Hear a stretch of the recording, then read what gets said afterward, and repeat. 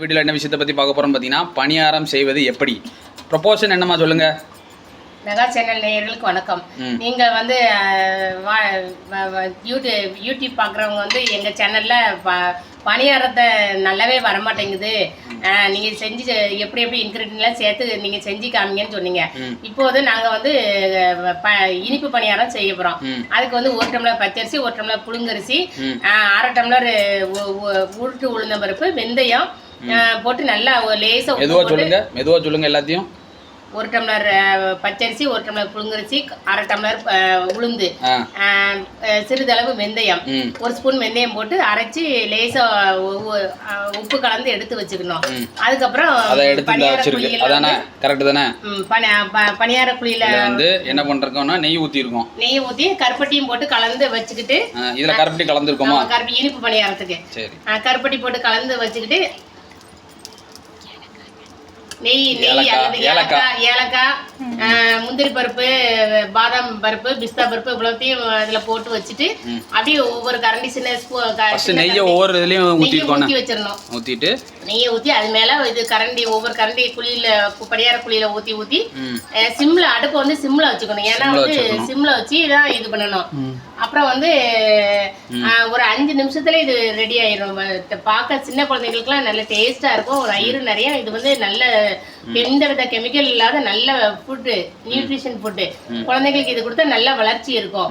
நீங்க இதை வந்து சாப்பிட்டு பாருங்க. நீங்க ஏற்கனவே கேட்டதுனால திரும்ப நாங்க சொல்லிக்கிட்டு தான் இருக்கிறோம். ஓகே, சப்ஸ்கிரைப் பண்ணுங்க.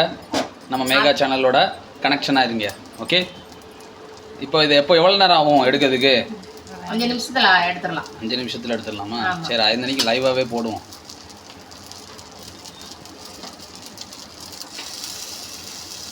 இது மேலே என்ன கலக்குறீங்க?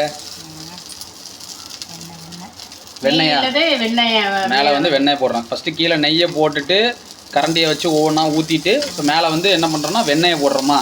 வெண்ணெயை போடுறோம்.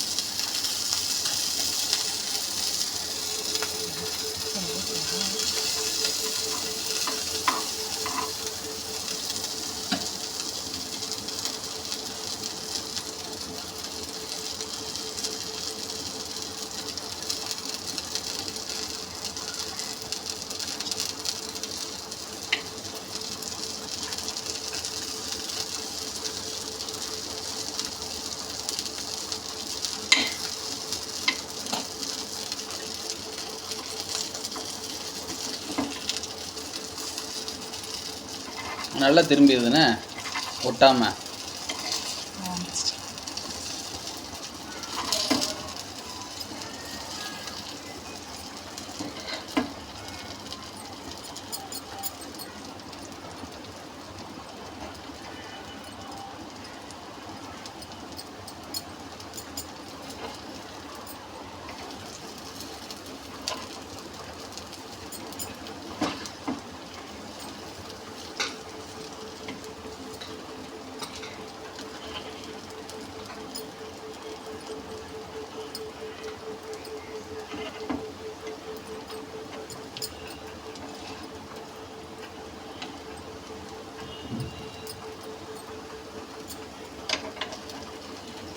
இன்னும் சிம்மில் தான் வச்சுருக்கணும். ஆமாம், சிம்மில் தான் வச்சுருக்கணும். அதுக்கப்புறம் நல்லா வெந்திருக்கும். வெந்து நமக்கே தெரியும் அது வெந்து அந்த சிவப்பு கலரில் இளஞ்சிவப்பில் வந்துடும். சிம்மில் தான் வைக்கணும்.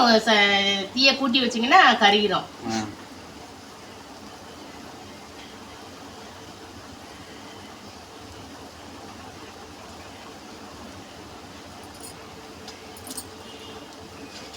திருப்பி இது மேலே இப்போ பட்டர் போட வேண்டாமா? வெண்ணெய் அதெல்லாம்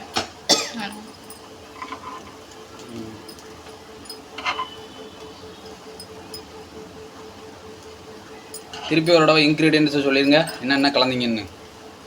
1 டம்ளர் பச்சரிசி, 1 டம்ளர் பச்சரிசி, 1 டம்ளர் புழுங்கரிசி, 1 டம்ளர் புழுங்கரிசி, 1/2 டம்ளர் உருட்டு உளுந்தம்பருப்பு, 1/2 டம்ளர் உருட்டு உளுந்தம்பருப்பு, 1 ஸ்பூன் வெந்தயம், 1 ஸ்பூன் வெந்தயம், இவ்வளத்தையும் போட்டு ஏலக்காய் இவ்வளத்தையும் போட்டு அரைச்சி எடுத்துக்கணும்.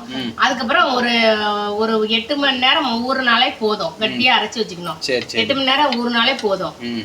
அதுக்கப்புறம் ஏலக்காய், கருப்பட்டி இதெல்லாம் கருப்பட்டி பாகு மாதிரி கருப்பட்டிக்கு 1/4 டம்ளர் தண்ணி ஊற்றி அதில் பாகு மாதிரி காய்ச்சி ஊற்றிக்கணும். காய்ச்சி ஊற்றிட்டு அதில் வந்து ஏலக்காய் அரைச்சி கட்டியாக வச்சுக்கணும். அரைச்சி மாவை வந்து கட்டியாக வச்சுட்டு ஏலக்காய், முந்திரி பருப்பு, முந்திரி பழம், பிஸ்தா பருப்பு இதெல்லாம் போட்டு அப்படியே எடுத்து வச்சு சுவையான பணியாரம் ரெடி. சுவையான பணியாரம் ரெடி. அது எப்படி பார்க்கறதுக்கே உங்களுக்கு சாஃப்டா இருக்கும் பாருங்க. அது எவ்வளோ அழகா இருக்கு. அப்படியே பிச்சாக்க அப்படியே சாஃப்ட்னஸ் அப்படி கிடைக்கும். நாக்கில் போட்டாலே அப்படியே தண்ணியா கரைஞ்சிரும். அப்படி இதுல வந்து அந்த இன்கிரீடியன்ஸ் சேர்த்ததுனால சுவை அதிகமா இருக்கும். இதை சாப்பிட்டு நீங்க பதில் சொல்லி சப்ஸ்கிரைப் பண்ணி விட்டுருங்க. ஓகே, தேங்க்ஸ் ஃபார் வாட்சிங்.